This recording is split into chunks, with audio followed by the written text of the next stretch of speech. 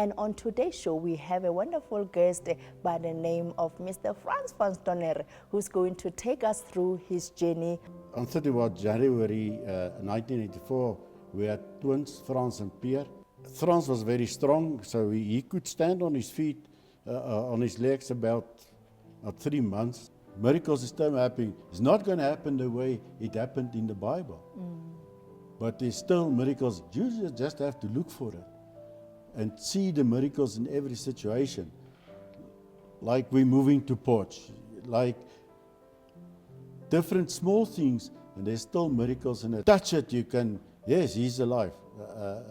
And what he did for me, he can. Doesn't matter how you are, who you are, black, pink, yellow, God is there. He died on the cross for our salvation. Ladies and gentlemen, we heard from Frans van Stonner, where he's encouraging us to continue to believing in God.